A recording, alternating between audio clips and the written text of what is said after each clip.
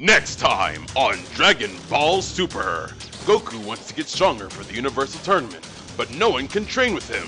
Goku decides to ask his old friend Krillin for help.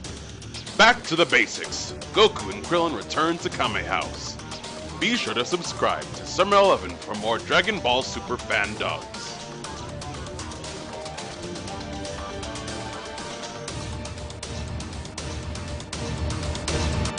Hey, what's up guys, Summer 11 here, and today I'm going to be reviewing Dragon Ball Super episode 74 with a special guest that does all the previews for this channel.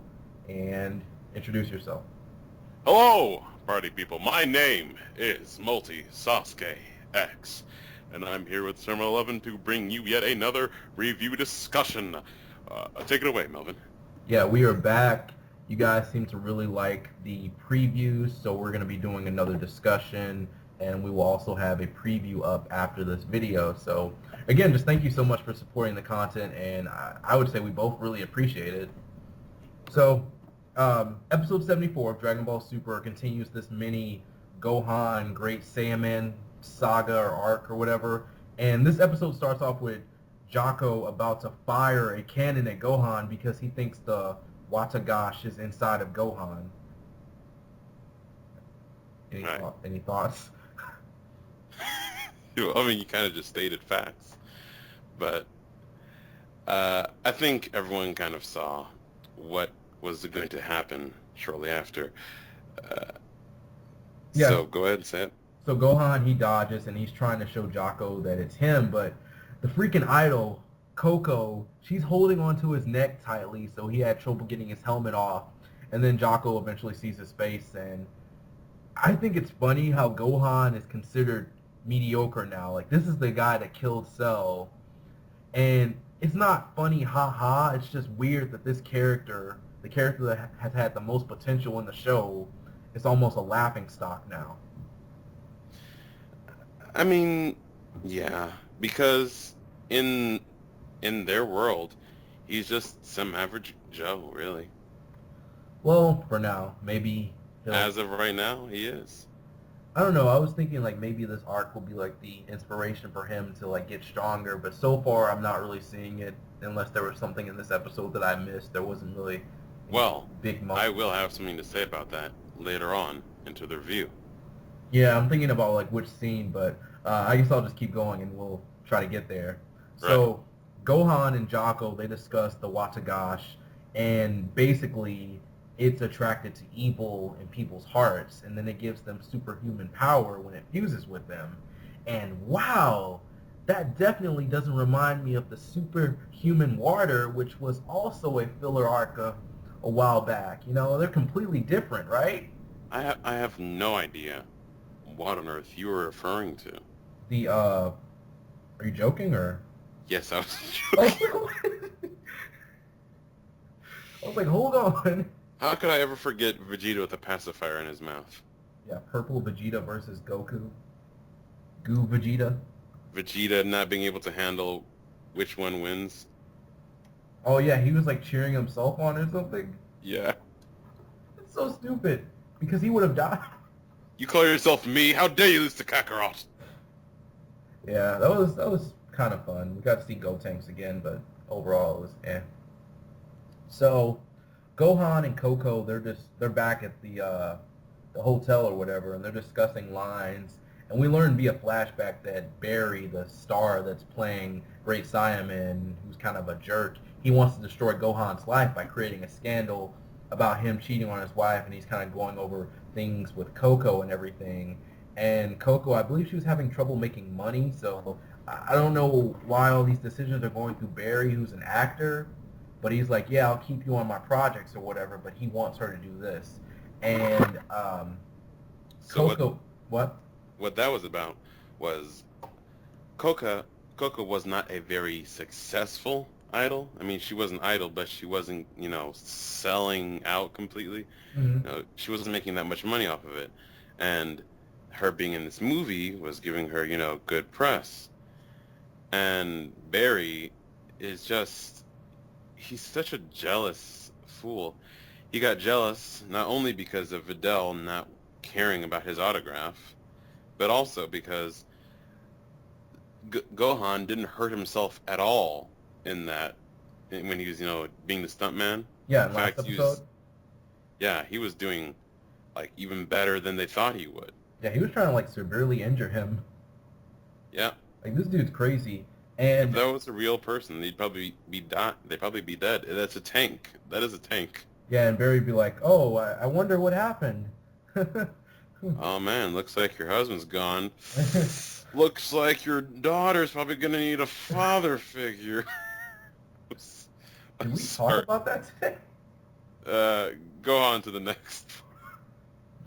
I just wanted to mention that in the last episode, I thought Barry was actually the guy that Gohan went to high school with because I just started the Buu Saga. I don't know all the characters' names so far, but there's a character in class that has like semi-long hair, semi-blonde hair.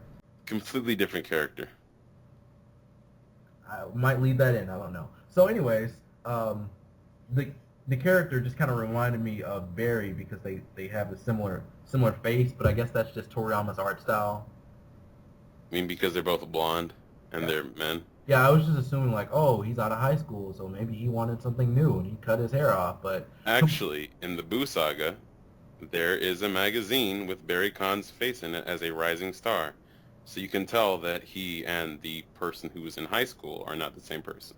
yeah, I think I heard about that in some video. So I mean, at least now I I know. probably didn't hear it from a more successful. Thanks. Well, can I drop it down? Can I drop his name or should I not? The blonde hair dude? No, the YouTuber that I was referring to. Oh, go ahead. Masako X. I wasn't sure if I should say his name. That's why I said that. I mean, you can say whoever's name. No one's watching this dude. But yeah, Masako X went over that in his Oh, review. he's one of the voice actors from Team 4-Star, correct? Yeah, he voice acts Goku in Team 4-Star. Coco is having trouble with her confidence, and she doesn't have a lot of confidence in her own acting ability. And what we liked about this scene was that Gohan actually tried to comfort her. You could tell through this scene that she was wondering whether she should have the curtains up so a picture of them could be taken.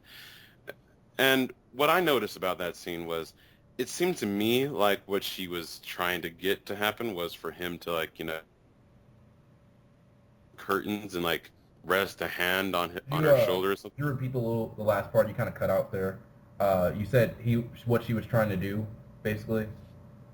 What I thought she was trying to do was she was trying to actually get him to comfort her by patting her on the shoulder or something so that he would be within the shot so the cameraman could take the picture. Mm-hmm. And it would look like somewhat intimate or something. Right. Yeah. I mean, I don't know. I feel like Gohan was kind of starting to rub off on her and stuff, and that's what I got from this scene and everything. I feel like this was the point where she kind of shifted over and she maybe trusted Gohan a little bit more.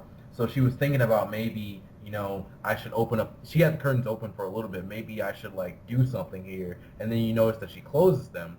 And then the next scene is them on the top of the roof. And I'm guessing her and Barry agreed on the cameraman to be watching, or Barry himself watching the curtain or the window. And they're on top of the roof. And then she's like, we can't be heard up here or something like that. And then she ends up kissing Gohan, and he flies away, right after this. He doesn't know what's going on. And I thought this is a great moment. I thought that was hilarious. However, I kind of felt like Coco wasn't trying to get a picture taken there. I kind of felt like she just wanted to kiss Gohan in that scene. Yeah, it seemed like she was starting to actually like him. Well, Yeah. I was guessing Coco actually did like him. And yeah, that's what I felt like. I felt like she was starting to grow more attached to this guy, and she didn't want to hurt him. She actually fell for him, in a way. But she still should not have done that. He is a married man after all. Yeah. And another thing I liked about Gohan in this episode is that he wanted to tell Videl what happened immediately, and I just really respect him for that. I mean, I guess we don't get many scenes like this in anime. I don't know, but I don't know. I just thought him wanting to tell his wife immediately, not feeling ashamed about this or anything. Just wanted to be like clear about it and everything. I just really respect that. Well, I feel like that really shows how little guilt he had about it because, he didn't do anything wrong. This is something crazy that just happened. He needs to tell his wife about it. Yeah, he's a good guy. So he returns home and he's kind of struggling to tell her because like she's trying to like I think she was talking about dinner and other stuff. So he's kind of like struggling to even Yeah, like bring it preparing up. like breakfast or something. Well, it was at nighttime, so I don't know. And Barry he comes over, and I thought it was weird because like he's knocking, and the next thing he's in the house. Like, why would you even let this guy in your house? But What I found weird was how on earth did he get there that fast? oh, you mean because Gohan flew and then Right. maybe Gohan doesn't live that far away? But still, I would imagine Gohan would move way faster in the air than a car on streets with lights and all that. That is very correct. I'm gonna call that a plot hole and keep going. So Barry he comes over with the material to blackmail Gohan. Like he has pictures of him and Coco, and when he sees Gohan flying away, he figures out that he is the real Great Saiyaman and everything. So he has all these images. And while this episode was more of a filler one, I like that Videl tore up the pictures and then told Barry to leave. Did Like, it sting? like it shows how close their relationship is. Like she doesn't care. Obviously, this happened. This happened for some reason, but it wasn't Gohan's fault. And she has like complete trust in Gohan. And then Barry, he starts to threaten Gohan, like pulling on a shirt or whatever. And then Gohan just pushes him against the wall. And I thought that was like it's like a great scene. All It over. was, I felt giddy about the entire scene because it was so, like, I was just really hoping that Videl wouldn't go for the obvious, Gohan, what did you do? No, she was smart, and man, these are just great character moments for both of them. Videl not falling for Barry's obvious shtick. I mean, Barry's the one who even showed it to her. Of course it's a trick. And then Gohan not hurting Barry, but showing that he easily could. That's a good point though. Like, why would they trust anything that this guy says? And I guess Not to mention, that kind of relates to what I said earlier. Like, why even let him in the house? not to mention, I feel like they're just being hospitable. But for Barry, I don't understand. I guess it's just because of how prideful he was. Why would you threaten someone that you just discovered is the Great Saiyaman? That's a good point. I mean, like, Gohan could actually hurt him, but he You could, wouldn't because you could Barry. kill him with a flick across the head. Yeah, I mean, Barry's like a human, so I mean, Oh man. he just wouldn't Okay. be. He wouldn't be a threat for Gohan, pretty much. Not at all. So Barry is outside their house and he's banging on the car. He's so mad. He's still filled with anger and just evil thoughts. He's like a buffet to the Watagash. And the Watagash comes over and takes him over. Barry breaks through the wall of Gohan's house and just smashes him into the wall. And seeing Videl and Pan, he decides to kidnap Pan. Gohan wakes up and he's delirious. I kind of thought it was weird that Barry was able to actually knock out Gohan. I I mean, I agree. know he was taken off guard, but still. Yeah, because I mean, Gohan, even though he's gotten weaker or whatever, he's still strong. He's been training. They've shown us in Dragon Ball Super that he has been training. Even when Trunks was leaving, Gohan looked more like he did like back in the Dragon Ball Z days. So I feel like, oh, Gohan's getting stronger. So I just thought it was weird that Barry was able to knock him out because like, where does Barry stand on the power scale here? So here's something I just thought of. You know how Bulma can still hurt like Goku and Krillin by hitting them? Hmm. And that's because they voluntarily let their power level go down. They let their defense down for her to, let her do her thing. Hmm. And I think that when they're fighting, they're prepared for the fight. They're defending themselves. Gohan was with his wife and his daughter. His guard was completely down.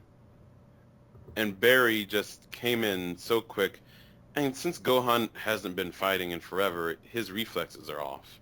So I just don't think he was prepared for it. That makes a lot of sense, actually. You explained that very well. I don't know what else to say on that, but I think you gave it a good explanation. So, moving on, Barry, he goes on top of this building in the city. I don't know where it is or what it is, and he's on top of the building with Pan. Gohan arrives, and Barry transforms into this blue ape-like creature, and Gohan knocks him down, so Barry transforms again, and then he turns into like Japanese monster level. Like a kaiju. Yeah, something like that. Like he's about to But be in the next, what's the name of that monster? Godzilla? Yeah, next Godzilla movie. There we go. But what I found when he first turns You into the got, blue you ape got, kind of creature, you got cut out. You gotta do that part again. what I found interesting was when he first turned into the blue ape-like creature, he kind of reminded me of Super Saiyan 4 a little bit. Mm-hmm. You know, with the fur and his chest not being covered in fur. Yeah, I watched all of GT, so I know what you're talking about. And when he transformed into the kaiju, that ugly mug looks so familiar, but I cannot for the life of me tell what it was from. Are you thinking it was like a parody of something? No, I think it was something earlier in the series. I hope someone in the comments can help me out with that, because I cannot remember to save my life. Yeah, hopefully our 5 viewers could help us out with that. Oh man, I don't know if I should leave that in or not. Anyway, Gohan is getting knocked around by Barry, and Jocko wanted to use this cannon, the cannon that he had earlier in the episode, to take Barry out, but apparently the cannon would have killed him. I don't know why, but yeah, the cannon Well, would... What's I'm up? pretty sure that in the name of the cannon he says vaporizer. Yeah, but... yeah. So, Gohan, he's worried about Pan seeing Barry die. So, Barry, he shoots Gohan into the sky, and I was just thinking during this fight, why didn't he just go Super Saiyan? Why hasn't he gone Super Saiyan yet? He ends up doing that, and now he's the Super Great Saiyaman. I honestly thought they were going to call him the Ultra Saiyaman.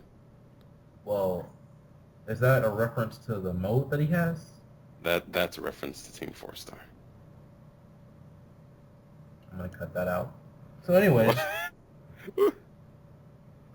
so the Super Great Saiyaman, or Gohan, he uses Kamehameha, that's what I believe it was. He called it a beam attack or something. He had a crazy name for it. Super Great Saiyaman Beam or something like that. Yeah, something like that. Looked like Kamehameha, so we're going to call it that. And he ends up taking Barry down, freeing him from the Watagash, and Barry, Coco, and Mr. Satan, later on, they're at a screening for the movie, and basically they're going with the story that the movie isn't CG because obviously all these people saw it happen in real life and parts of the city were probably damaged, so I think Mr. Satan just said like, oh, they're not really going to explain it, or like, you know, it's like that thing where like magicians can't reveal all their tricks. It was basically like that, but applied to like movies. It's actually almost exactly what he said, yeah. Yeah. So Goku, Chi-Chi, Goten, Gohan, and Videl, they all go see the movie. Goku fell asleep or something, and Chi-Chi hit him for that or something, you know, Yeah, relationship.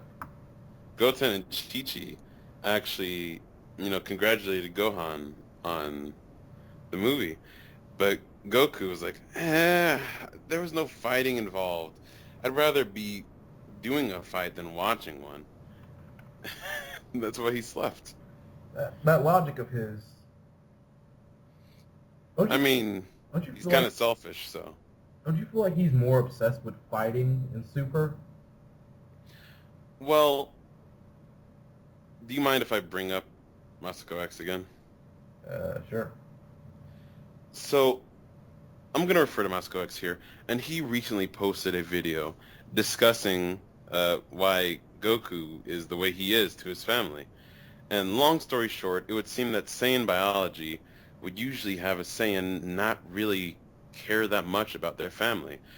They usually feel like family, such as more like just friends than anything more than that. That's why he's never really romantically interested in Chi-Chi, and that's why he never really, takes any fatherly pride in the things that his son does. They're more like acquaintances or friends rather than family. It sounds pretty terrible. This sounds like animals or something. They're Saiyans. That Think of think about how Saiyans were back on Planet Vegeta. Do you think that those people could be very loving towards one another? Probably not. Vegeta is only different because he's like, royalty and marriage and the concept of family makes sense for royalty, the bloodline and all that. Go Oh, on. in Dragon Ball Z, there was a scene where Goku, after he is cured of the heart virus, and he's about to leave to go train. There's a scene where him and Chi-Chi are like upstairs in Kame House, and they're about to. It looked like they were gonna kiss, but like it was blocked off, so we couldn't really see their heads because like they get close for a second, and it was what I assumed to be a kiss, and I'm like, okay, cool. It doesn't have to be on screen, because this isn't really a romance series or whatever. But Hmm. in Super, it says that Goku has never kissed Chi-Chi. Okay, here's something that I read in the comment section on a YouTube video that actually made a lot more sense than him never having kissed Chi-Chi. Goku was acting surprised because uh, Trunks gave the Senzu Bean Via a kiss. And it was supposed to be a joke, like, why would you do that way? And Vegeta's like, what, you've never done that with your wife? He's like, what? Why would I?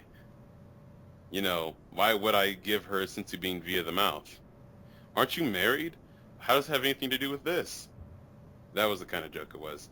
That makes a lot more sense, but that's a little too complicated, and I feel like that went over a lot of people's heads because people actually Probably. had videos discussing I know. I've seen this. But I think it's just that kind of some jokes, work and some jokes don't. I highly doubt that in 20 years at least of being married to each other, Chi-Chi has never forced a kiss onto Goku. They've had sex at least 2 times. They have had to have kissed at some point. It's so weird just thinking about that they did do that because nothing in the Thinking about how series, Goku actually did it. yeah, nothing in the series implies that except that they have kids, and Only, they even had a kid when he blew up because of Cell and all that. well, it was in that 5-day little break there between the. Anyway, So the episode ends with Jocko back at the ramen shop, which kind of started this arc off, and the Watagash possibly escapes again because the glass breaks, and that's the end of this episode. And I believe that's the end of this Gohan arc. I'm not sure, but I believe that's it. We should be going into canon material in February, I believe. So we should probably have 2 more episodes of filler or getting into the next arc. And I'm not sure if you know about the next arc or not, so I'm not going to say anything else on that. it got spoiled a little bit for me, but I'd rather keep as few spoilers as possible. Well, I mean, yeah, okay. So, I guess any overall thoughts on the episode that you have? I think we kind of discussed everything already, but, I think this is a great character episode for Gohan and Videl, and kind of for Pan because she didn't cry even though she was kidnapped. In fact, she even pooped in the guy's hand, I think, or at least Well, she pooped while he was watching over her, and he actually made her. He's like, "There's no one in the world I could possibly be afraid of." Oh God! Wait, how could I be afraid of a baby? I kind of wish they had more serious filler, but I feel like they... I know this is a little off topic, but I feel like anime studios don't know how to write original content for someone else's work, like at all. Like even the superhuman water arc felt a little bit off to me. Yeah. Yeah, I guess it just doesn't match Toriyama's style overall. But I agree with you. I thought it was a good character episode. I liked all the Gohan moments. I liked the whole scene with Coco. I liked her kind of switching over, and Videl had some good moments. Barry's a piece of trash, and yeah, Ooh. good episode so far. My mind if I add a few more things? Yeah, do whatever. So I noticed that so Coco is crying out in despair that Gohan's dead, and kind of gets upset at Videl for not getting upset, and Videl's like, don't even worry about it, like please, this is my husband. I know him. He ain't dead to this. He's not gonna die to this. He's not gonna die this easily. Not in front of Pan, and not in front of me. I'm like, damn. Like they really love each other. They all believe in each other so much. There's such a feeling of family there that I never felt at all in Dragon Ball Z. I've only felt that in Super. And Gohan feels more driven to be a defender because of his baby. And I also found it nice touch that Coco managed to keep her position in the movie and further herself by blackmailing Barry with the whole, if you say anything about anything, I will let everyone know that you were the monster. And he's like, crap. I mean, he deserves it. He does. But I think that'll end off our discussion. Say something while I look for my ending. Hello, party people. My good compatriot, Summer 11, is currently looking for the ending of this episode, and I'm merely talking to distract you from him doing so. Okay, I found it. So, anyway, that's it for me. Thank you for watching this video. I hope you enjoyed it. If you like my content and want to see more, be sure to subscribe. Don't forget to follow me on Twitter and like me on Facebook. The links are below. I'm Summer 11. And I am Multi Sasuke X. See you next time, and peace out.